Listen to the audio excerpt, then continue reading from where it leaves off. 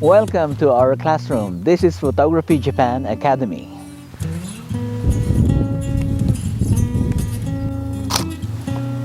In this series, we will help beginners and those who are looking into entering photography.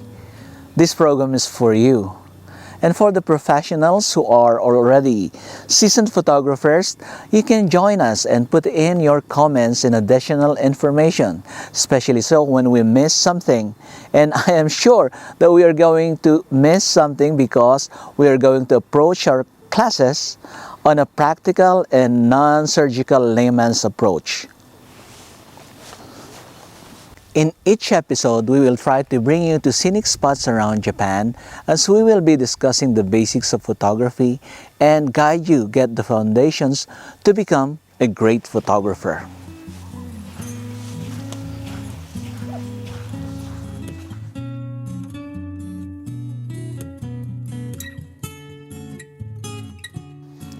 This is a camera. This is the main tool for a photographer.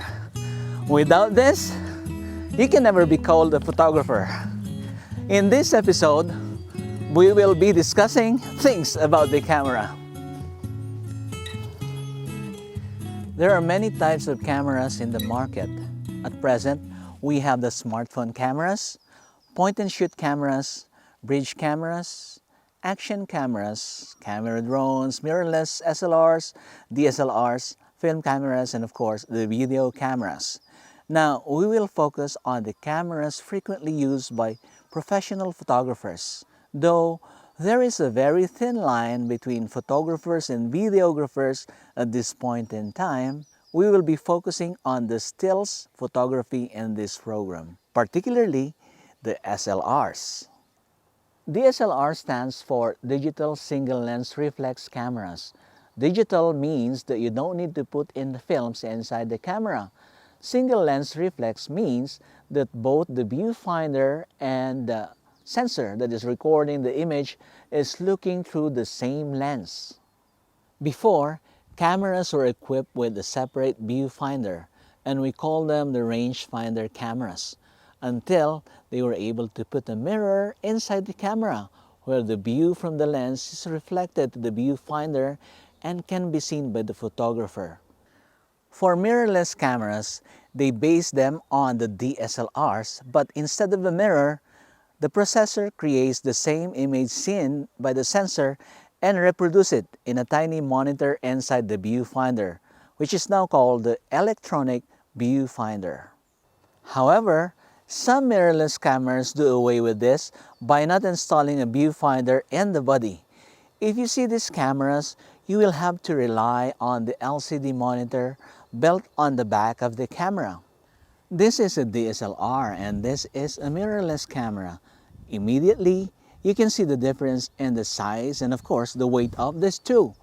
The mirrorless, as named, does not have the mirror that is needed to reflect the image from the lens, as well as the mechanism that makes it flip up and down when you are shooting. That is why there is no need for a bulky body, thus the smaller size.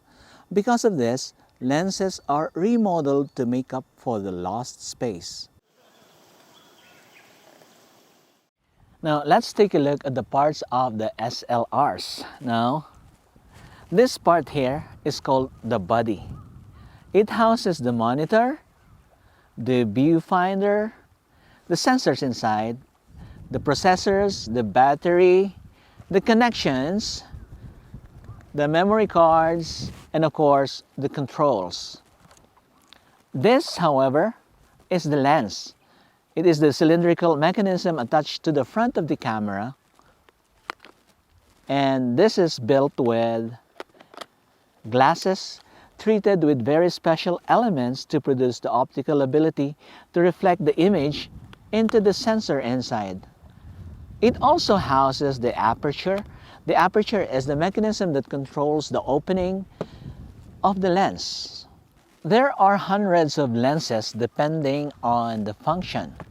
But for the meantime, we will categorize them as zoom lenses. This one is a zoom lens. These are zoom lenses. And this one is a prime lens. Now, zoom lenses are able to change the focal length or more. Basically, you can make the subject closer or further by adjusting the focal length of the lens like this. Prime lenses are one focal length lens that are built for special functions. For example, this is a 50mm prime lens.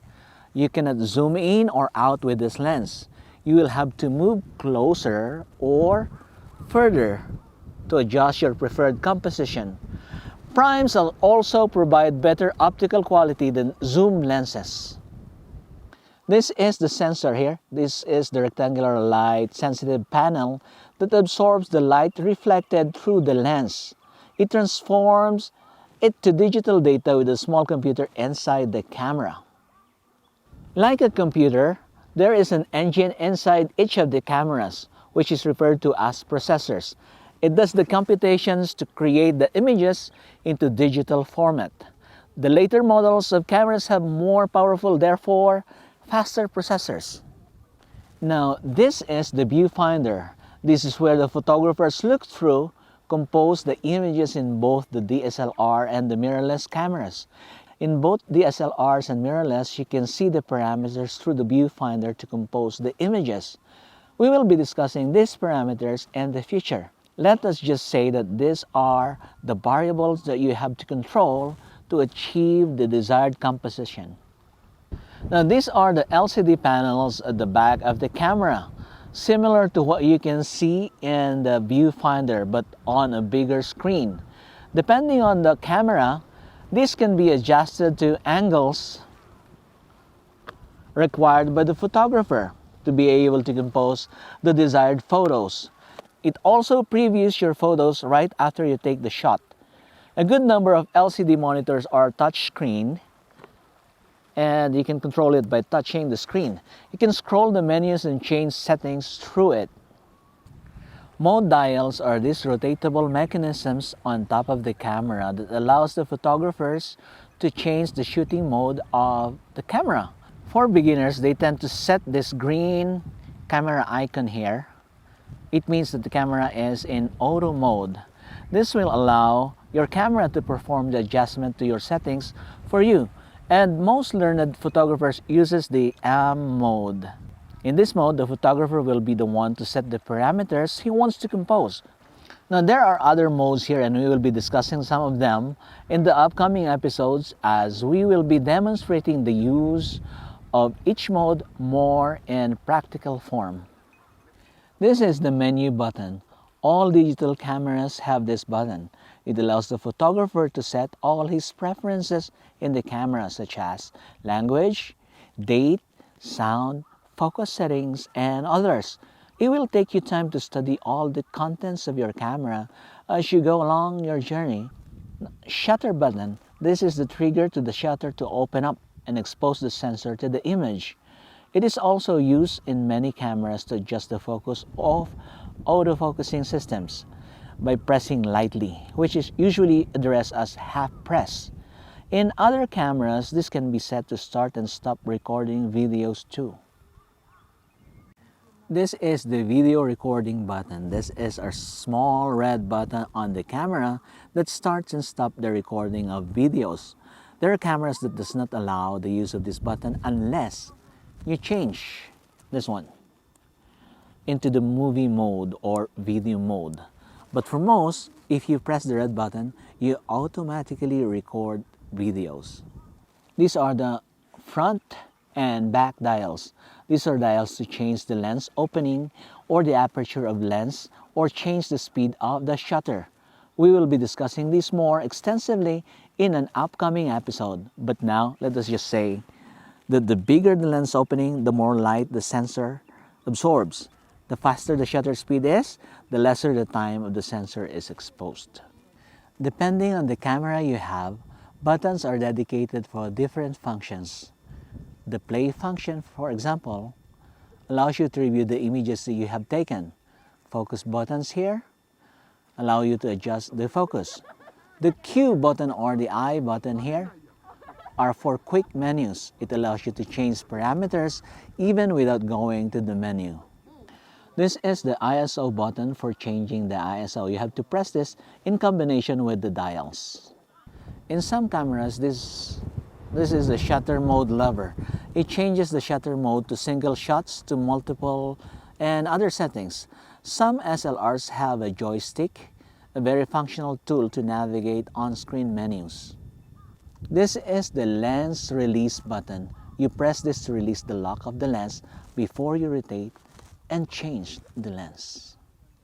Some cameras have top LCD panels that show the settings and parameters. This allows the photographer to monitor the necessary settings without looking at the monitor at the back or at the viewfinder. I am sure that in the coming episodes, we will be discussing other parts of the camera that we haven't discussed or mentioned here. But for now, this is the camera, your weapon as a photographer. In the coming episode, we will be discussing and demonstrating the 3 most important variables that you must master to be a great photographer. So watch for that. Now, if you find this video helpful, please do like and subscribe to the channel. Share this to your friends and let us master photography together. Class dismissed.